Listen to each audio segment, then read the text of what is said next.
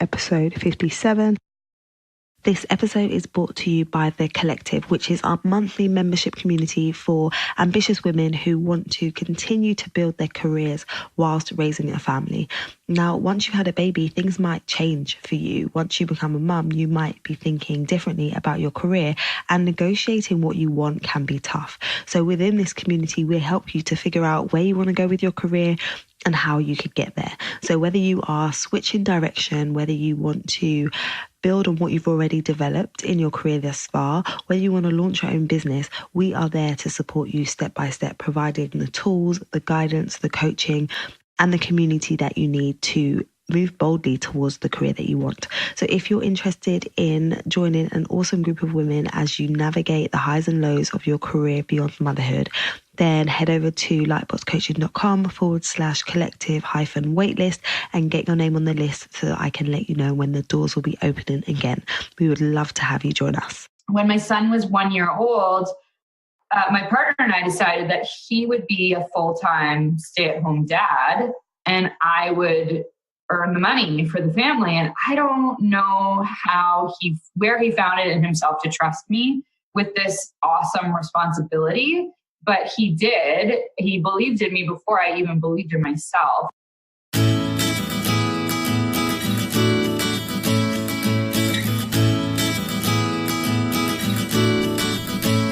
Hi, you're listening to the Careers Beyond Motherhood podcast with your host, Janine Esbrand. I'm here to help working mums like you to thrive in your careers and in motherhood. I share tips, strategies, and inspirational conversations with awesome women to help reduce the struggle in your juggle. Time for say, Mummy. Hello, and welcome to the show. It's great to be back with you again today. Have you ever been in a situation where you wanted to do something and you looked around and you saw that there was someone who was already doing that thing? So it might be a project that you wanted to get involved with, a business that you were thinking about launching, a promotion that you wanted to go for, but you get discouraged because you think, so-and-so's got there before me, or there's so many people already doing it, so I can't do it.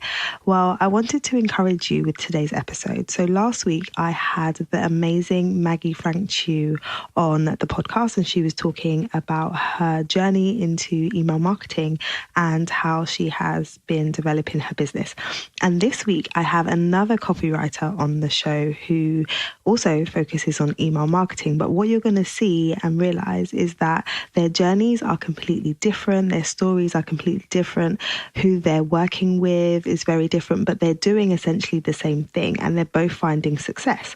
So I wanted to just encourage you with that, because when I was looking at my scheduling, I realized that I had two guests on back to back that pretty much do the same thing. But then when I listened to their interviews, I realized that their journeys and their stories were so different, and there's such a different angle in terms of what we can learn from each of them. So I'm excited to dive in today when I speak to Tarzan Kay, who is somebody I met on a course that I took very early on in my business. I took a course called B School to learn all about marketing, and she too was on that course, and since then her business has taken off and she's doing amazing things. And she's a mum of two. She is the sole breadwinner for her family. Her partner looks after her children full time and she works in her business full time, and they made that decision based on what made the most sense for their family. And I thought that it is so interesting to dive into that, because that isn't necessarily the traditional way of looking at things. It's normally, if one person is working, it's often the father who goes out and works and the mum stays at home, but their family works differently, and it really does work. So I'm excited to dive in and hear about her, how they make it work, the decisions that they made, and hope they can be of encouragement to some of you who may be looking at doing things that aren't as conventional but would totally work for you and your family. So without further ado, let's jump into my conversation with Tarzan. Hi Tarzan, thank you so much for joining us today. I'm super excited to interview you. Please could you tell the audience a bit about you? Absolutely, I would love to. So I'm Tarzan Kay. I'm a launch strategist and a copywriter. I work with clients who are launching online courses. And of course, I also have my own online courses and training programs that I sell. And I'm also a mother of two. I have a 4-year-old son and a baby who's about to turn 1 in like a month, which happened really, really fast. And let's see, other important facts. I am the sole provider for my family. So that makes child raising a little bit tricky sometimes. But how's that for an intro? That's awesome. Thank you. There's so much that I want to dive in and speak to you about. So firstly, tell me a bit about what your career looks like before you became a mum. So give us a bit of your background, and then I want to dive in to talk more about what you do now. Great. Yeah. So before I had kids, I really never did anything interesting with my career. I actually had never had a full-time job. I wouldn't say I never did anything interesting, but I wasn't what anyone would call successful, although I was having a great life. I just, sort of did my own thing. I was at university forever, for 7 years, went to law school, dropped out of law school. You went to law school? Oh my God, I never knew that. Oh yeah, for sure I did. Yeah, that was actually a big, important part of my story, because I had prior to that gone to music school and was like, no, like I don't want to build a career around like my creativity. That's too hard. So I'll go to law school. And I went to law school, and much as I did, I feel like I liked studying and I liked what I was learning, but I did feel very strongly that I wasn't with my people. Like it wasn't my tribe. Nobody was using the word tribe back then, but I see now that it wasn't my tribe. So I left after 3 years. And then, during that time, like I taught music, I taught piano and singing. I went to Australia. I worked as a lounge singer. I cleaned hotel rooms. I did like all sorts of different things. And it really so I just, I was a bit of a waif. I worked when I needed to and didn't work if I didn't have to. And I had a good life. But I always struggled financially. Like I definitely had a lot of financial stress, even though I didn't have that many responsibilities. It always was an issue for me, for sure. And then when I was 30, I had my son. And a year later, I decided, so in between dropping out of law school in Australia and lounge singing and all that, I sort of eased into this copywriting thing. And I was kind of freelancing, not seriously. And when my son was 1 year old, my partner and I decided that he would be a full-time stay-at-home dad and I would earn the money for the family. And I don't know where he found it in himself to trust me with this awesome responsibility, but he did. He believed in me before I even believed in myself. And shortly after that, I signed up to B school, and I really which is how we met. Mm-hmm. Started taking my business much, much, much more seriously, and everything sort of grew from there. Amazing. Can we just talk for a minute about that decision for you to go to work and then for your husband to stay home full time? Because I think, the traditional way of looking at it is that the woman stays home and the man goes out. And I think now a lot of people are looking at the situation and saying, well, what makes more sense? Sometimes it makes more sense for the woman to be the sole provider. But, for a man to say, I'm going to stay at home, other men might look around and say, why would you do that? So did he share with you like some of his reasoning behind it, other than him just believing in you? Did he share with you kind of why he felt like that would be a good idea from his point of view? Well, the most important thing is that at the end of that year, I was getting really restless and he was feeling more and more like, I just want to hang out with my kid. So in that way, it made the most sense. But to give you some background, during the year after my son was born, he had been working on a business, and it was just like cosmically not like the right time. And there were just so many roadblocks and so many like big dramas in this business, and he was super frustrated with it. We were both frustrated, and initially the decision was like, okay, Tarzan's going to work on her business a couple days a week. Like we decided that we would just switch off, but honestly it was less than a month before he was like, no, you should just go and do your thing, because he really did just want to stay and be a dad. And he is really his own breed of dad. Like he's the type of dad that's like super active, like very involved with the kids. Like he's like a lot more energetic than I am. Like I could sit and read a book on a couch for hours. I can sit at my computer and work like steadily from 9:30 to 5:00 every day and like not even move. Like I don't even get food unless he comes up and brings it to me. And he, on the other hand, has like so much energy. He's just full of energy, full of life force energy.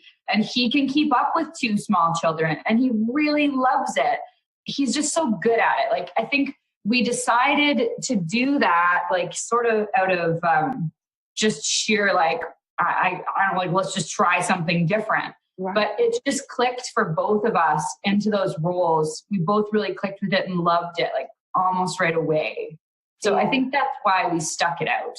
Yeah, I love that. I think I can totally resonate with some of that in terms of my husband being super, super hands-on with the kids. And he's just really good in the house too. Like he likes tidy. So he's a neat freak. And so he likes everything to have its place. So when I'm home with the kids, I'm like, okay, I'm just with the kids. The house is going to be a mess, but I'm looking after the kids and I'll deal with the mess when they go to sleep. Whereas when he's home with the kids and I come home, I'm like, wow, it's tidy in here. And the kids are here. How did you do that? Like, I can't see how you can do both at the same time, but he manages it. So I'm like, okay, it's fine. You obviously can handle the house and the kids at the same time, whereas I have to do one or the other. I don't work on Thursdays. Thursday's my day to hang out with the kids and he does his J thing. And on Thursdays, like we leave the house at 10:00 to go to gymnastics and it looks like a bomb went off. Like when we leave the house, it's like an absolute disaster. There's like a mountain. It's only 10:00. There's a mountain of dishes. Like there's toys all over. The bed's messy. Like who knows what's happening. There's probably like dirty diapers in the bathroom. Like it's an absolute disaster.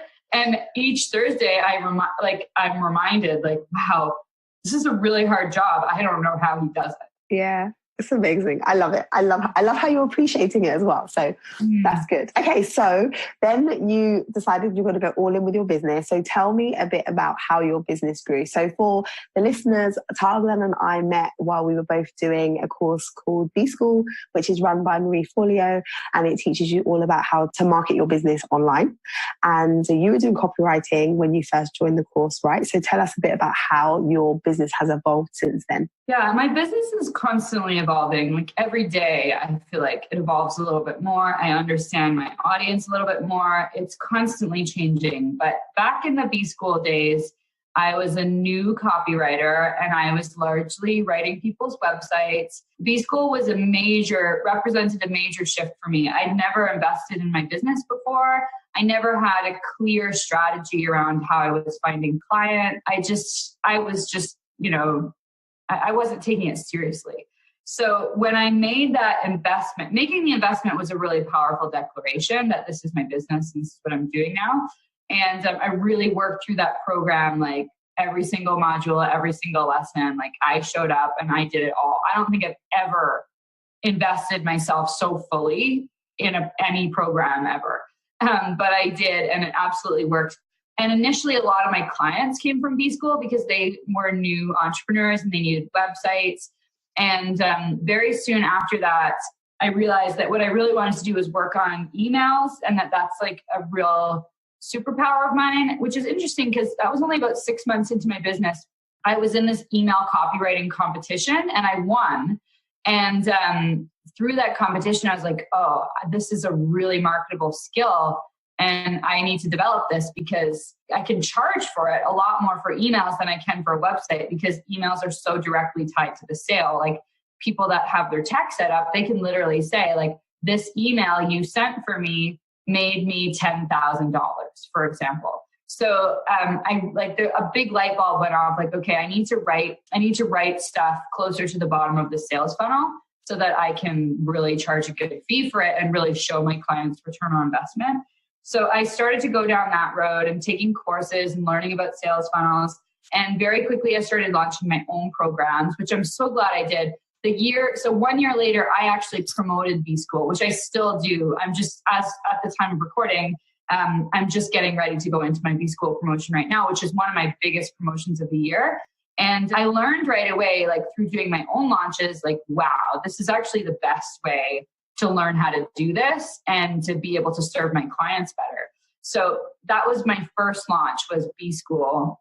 2017, a year after. And then, so I started getting more launch clients. And as my business has evolved, I've gone much further over to the strategy side, because I have found that that is what people need much more. Like, they do need copy, that's for sure. And that's something that I would probably always work with my private clients on. But it doesn't matter if you have a beautiful sales page, if you don't have a very clear strategy dialed in. Also, I see a lot of people trying to duplicate the sort of launches that they see people doing to hundreds of thousands of people.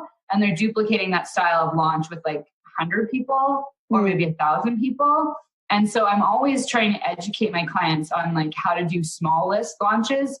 And they're very different from a big list launch. Like, a small list launch can be much more personalized. And I also teach my clients like how to create and sell an offer right away, rather than like starting with an online course, building this massive sales funnel.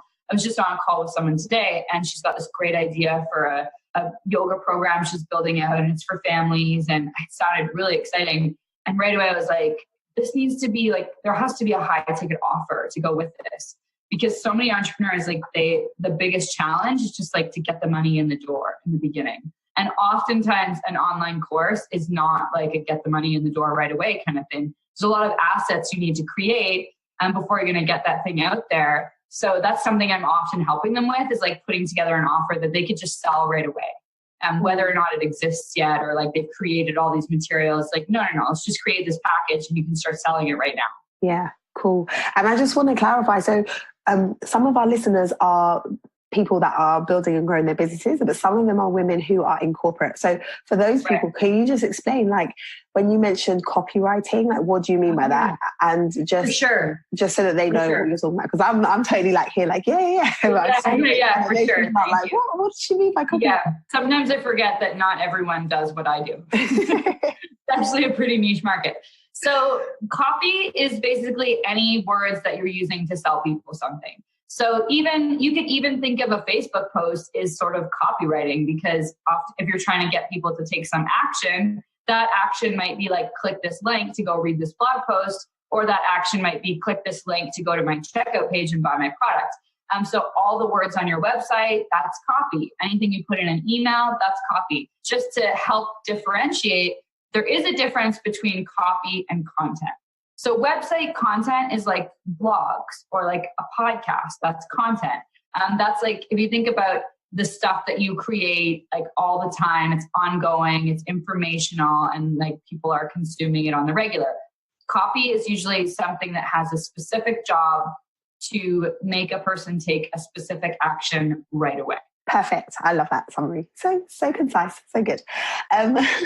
So in your journey in terms of evolving in your business and focusing on what people wanted more of, have you come up against, or I'm sure you have, but can you share kind of some challenges that you faced while you've been growing your business and raising your family at the same time? So my biggest struggle right now is being present with my family. And I know it's a struggle for me and it's a struggle for my partner, because I'm like, although I only work 4 days a week and I do like a 7 to 8 hour day, I'm thinking about my business and I'm coming up with new strategies and ideas like literally all the time.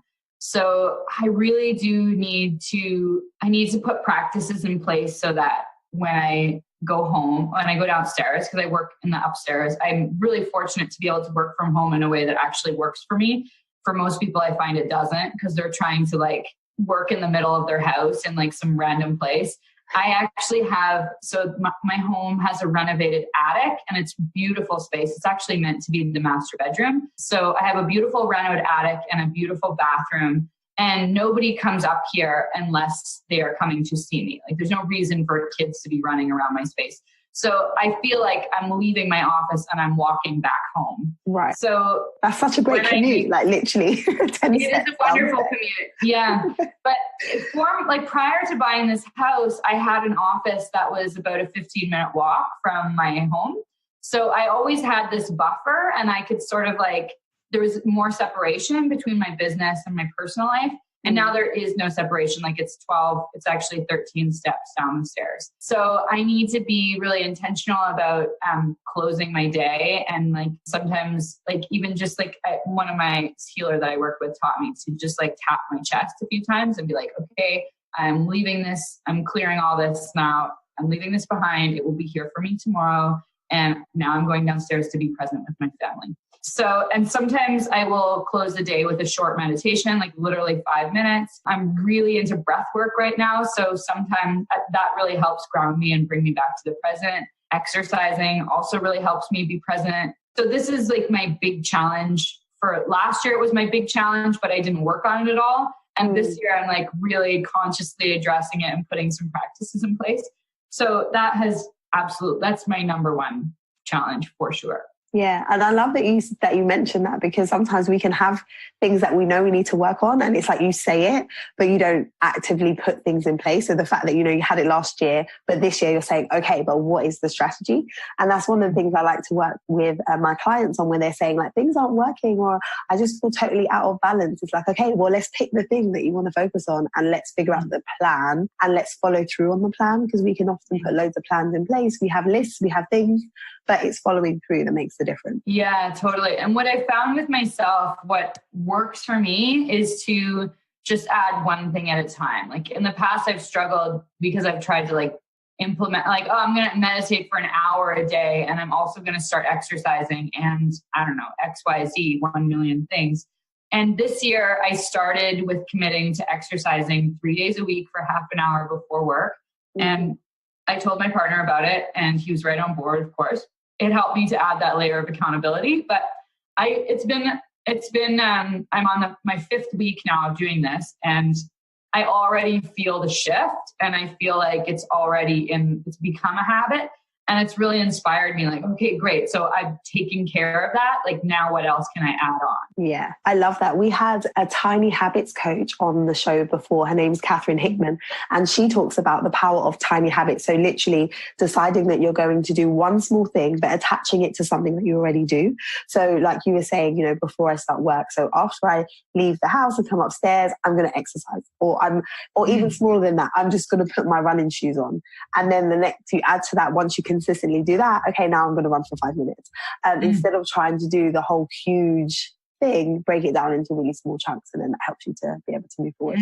I love that. You'll have to make sure you link to that episode in the show notes. Yes, I absolutely will. Well. It's so good. I was like, I can do this. This is so doable. So talk to me a bit about how the dynamics have changed for your family now that you are a mother of 2. So I know I had my daughter 18 months ago, and I literally felt like I went from 1 to 50 in terms of the number of children. Like, it was such a huge jump for me. So I'd love to hear from you, like how you found that shift. Yeah, that's so funny. So my mom famously says, my mom had 6 children. She says, 1 child takes all your time, 6 children take all your time. And when I had my 2nd child, I was like, well, that's a bunch of BS. Like, this is way harder. It's totally way harder. So I don't know how, when you say 6, I'm like, I just don't understand. Like, how do you do it? I know. It's unreal. When our 2nd child was a surprise, a wonderful surprise baby. We were just planning to have 1.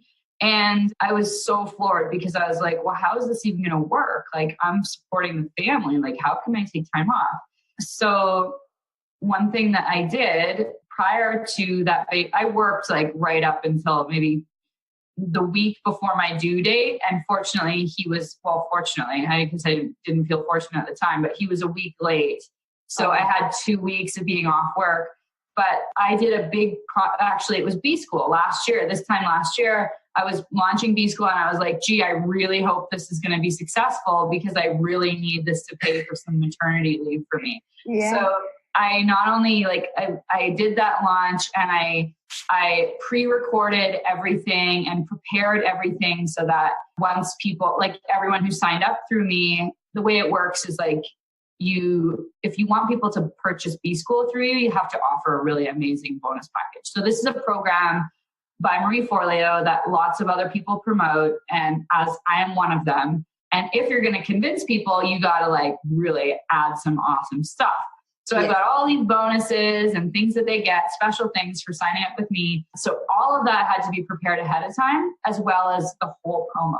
so that I could like relax and just like actually hang out with my baby. So fortunately that promo did do really well. And all of the automated things seem to work. Like I have great support in my business. I have a business manager that I work with, and she's just absolutely incredible. Like I feel like we have a psychic connection. She just always knows what I need and she's always there for me. So I'm a little bit embarrassed to admit this, but I actually only took 2 weeks off email. And for that 2 weeks, she answered my email.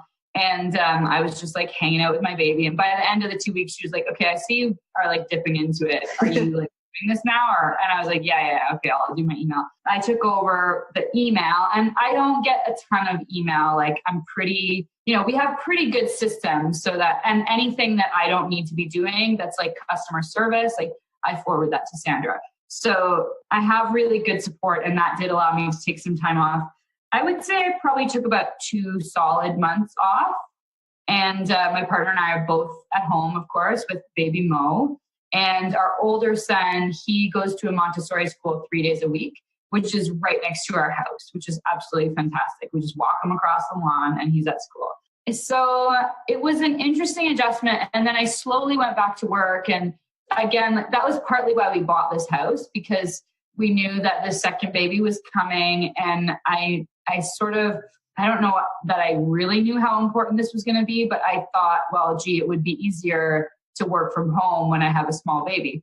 Now that I know what I know, I would never have been able to do it in our old house and walking to my office and just forget it. So the office has been really incredible. And I started going back to work like a couple hours a week. And then I started building up little by little. And then my business manager, Sandra, she was like, hey, Tarzan, like you're working a lot. You just had a baby. Like maybe you should slow down. And I think a couple of people, it wasn't just Sandra, someone else just mentioned in passing, like, hey, it looks like you're working a lot. I was like, oh yeah, like you're right. I did just have a baby. So as much as I could, like I tried to just keep it to a couple hours here and there. I think I started with like 2 mornings a week. And then, so baby Mo was born at the beginning of March. And then by the summertime, like July, August, I was working 2 full days and 2 half days. So I was working a total of 3 days a week. And then come September, I started, my Tarzan's version of full time, which is 4 days a week. And it was a real struggle to do the 2 days and the 2 half days. Like I sometimes, even now on a 4-day work week, like I sometimes feel like I'm working with one hand tied behind my back. It's tough. And my partner, he's not interested in becoming wealthy if it means that I'm going to be working like weekends and evenings. He's like, no, like he wants us to hang out and be a family. And I'm so grateful to him for that, because I'm on such a roll with this thing. Like my business is doing so well and I have so many ideas. I'm so excited about it. I just like could work all the time and be thinking about it all the time. So I'm really grateful to him for just pulling me back into the present and making sure I don't miss it. Because I do, I look at my son sometimes and I'm like, oh my gosh, he's so incredible. I hope that like 10 or 20 years from today, like this is what I will remember. Yeah. And it won't be just like, it won't disappear because I was thinking about work so much. So I am really conscious of that. I want to remember this time because it goes really fast. Yeah, totally. And I think it's really important, the boundary side of things. And I was talking to previous guests about this, the fact that when you build your own business, it can sometimes be harder to set those boundaries because you're all in and you want to do it and you're so excited. And so it's interesting to hear that perspective, because sometimes people that are in corporate or going back to corporate can feel like, if I started my own thing, I would have far more flexibility or I'd have more control over my time. And the answer is yes, you would have more control, but that doesn't necessarily mean that you're not going to feel divided still. It doesn't necessarily mean that you're not going to feel like, I'm having to decide right now, do I prioritize the family or do I prioritize work? And you have loads of clients. So being able to have that network around you is really important. Like your partner saying to you, look, you need to be around, and also like your team as well, the importance of having people within your team that are able to say to you, like, you can take some time off, we've got this. So it's really important to have those processes and then systems in place as well. So that's awesome. Yeah, absolutely. And I there's some backlash working from home and being an entrepreneur. Of course, there are a lot of responsibilities and you're still divided. But we do say to ourselves, like, all the time, boy, we are just so lucky to live this life. Like, a couple weeks ago, my husband had a vasectomy, and no more babies. Done. No more babies. Yeah, we're making it official this time. It was like a little bit last minute because there was a long wait list, and suddenly he could get in and was like, okay, I'm going to do this next Wednesday. And I was like, well, I have a full day client. It was totally fine. Like, I ended up moving that client to another day. I was able to clear my schedule. And even the next day, like, I was able to be home with him. And, I had some friends coming over to sub in and help out because I was actually in the middle of the launch. But I thought to myself many times during that, like, so fortunate to have all this control over my schedule. I can start late in the morning. I can finish work early. Like, if he needs extra support, like, I can do that for him. And I'm actually, last week, he had like some crazy toothache issue. And he was like, okay, like, the dentist is going to see me for an emergency appointment at 3:00. Like, is it okay? And I was like, sure, yeah, I'll just go downstairs and hang with Mo for an hour. Like, no problem. I just work an extra hour at night. That's awesome. I love that. And I love that, it's that communication as well. Like, even though he's home with the babies all the time, he still has stuff that he has to do, right? So it's communicating back and forth and being open about what's on the agenda. So do you have any tips for anyone who is kind of starting out on this journey of being a working mom and wanting to figure out how they juggle everything? Do you have anything that you would say, do you know what, if someone would have told me this at the beginning, this would have been helpful to know? Well, what my partner and I have learned is the most important thing is we're on the same page about what we're doing. If we're trying to achieve something or like we're struggling to, in our life in any area, often the problem is that we haven't had a conversation about it and gotten really honest about what we want and how we're handling the situation. So even like, this is not work related, but a couple of months back, we were actually, even like a year ago, we were trying to sell our car. We had this car and we were like, it's like starting to have car trouble. Like, we should really sell this car. And I didn't want to let it go. Like, it was my first car. I bought it with the proceeds of my first B school launch. And my first car, like, I'm 34. And I guess I bought that car at like 32. My first car ever. And I was like, yeah, okay. Like, I put the ad up on Kijiji and we weren't getting any bites, like, not working. And we finally sat down and talked about it. And I was like, I realized, like, I just wasn't ready to sell it. I didn't want to. And so we took it down, and a couple months later, like, knowing, okay, pregnant now, like, no, actually, pardon me. This is like over a year later. Now we've got the 2 kids and we're actually realizing the car is quite small, and Jay is like dreaming of getting a minivan. And I'm like, okay, you know what? Like, I'm ready to release the car. And it probably took like 2 weeks to sell it and find the new car that we wanted. So we've learned that lesson so many times. Even prior to buying this house, we tried to buy a different house as an investment property. Didn't work. We weren't on the same page. So right. In terms of career, like, I think I'm learning this lesson again, like with my travel schedule, because I do a fair bit of speaking and traveling to see clients or, go to a mastermind or whatever. And that's like a challenge now too, is like to open up that conversation and make sure like he's okay with it and we're on the same, because I know that it's important for my growth. But if he's not on board with my business growing the way it's growing, like, he's going to feel resentment toward me being away and him being like stuck with the 2 kids and no mom around to help out. Right. So that would be my number one. Yeah, I love that. Being on the same page and communication is key. I know that for sure. So I love to share with our listeners inspirational quotes or sayings that our guests can share that have helped them or that encourage them. So have you got one that you could share with our listeners? I feel like I had something. I don't remember what it was, but I will tell you my life's motto. Okay. And this took me a long time to realize that this was my life's motto, but I realized that my mission in life is to let it be easy. And it's funny, like, I feel like I've caught some flack for like, I don't know, Jay, my partner, sometimes thinks like I'm being lazy or like I'm not working hard enough, or I don't know, like I I really work on like receiving help, receiving like the right messages and tools that I need to just like let it be easy. And as an example, like my son, walking him across the lawn to his Montessori school is like the very definition of what it means to let life be easy. And when we're making choices in life, like even financially, like, you know, we could have bought a bigger house, but I don't want to have a big mortgage payment. I want to let it be easy. Like I like where we're at. So financial decisions, like that's always like, how can we let it be easy? And with our kids, with our health, like so many things, that really informs all the decisions that I make. And there's a difference between letting it be easy and hitting the easy button. Like hitting the easy button is like, well, I'm just going to order Chinese because I feel tired. Letting it be easy is like, well, perhaps we'll just make something simple and I don't know, go to bed early. Yeah. Oh, I love that. That is so awesome. I need to let more things be easy in my life. So if people want to learn more about you, what you do, connect with you, where should we send them? If they would like to connect with me, I am at tarzankay.com, and the best place to be in my world and get to know me is through email. So I have many beautiful bribes to get you on my email list, but really the magic happens when you're actually there.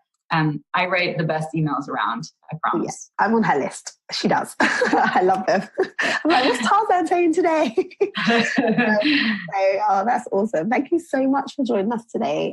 It's been a blast having you on the show. Thank you. Thanks for having me, Janine. Wasn't that great? I love how Tarzan and her partner are being intentional and also playing to their strengths in the way that they are running their family. It was great to hear about the boundaries that they are putting in place and how, while building a business that is taking off and thriving, they are making sure that they prioritize what's important. And that is what work-life integration is all about. That's what I speak to my clients about. It's about recognizing what's really important to you and your family and ensuring that you put things in place so that your priorities really do stay a priority. So if you want to learn more about Tarzan and the work that she's doing, then head over to the show notes for today's episode at lightboxcoaching.com/episode 57, and you can grab the link to our website and her social media handles. Now, if you are enjoying this podcast and the interviews that we're having with amazing guests, then please do head over and leave us a rating and review. The more people that review the show, the more the show shows up for those that haven't yet heard it, and more people can join the conversation.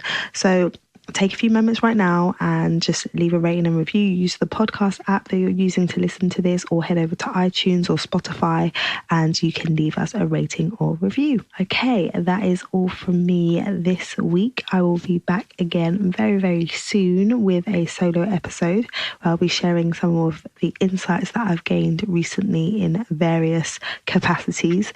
But until then, look after you and look after your babies.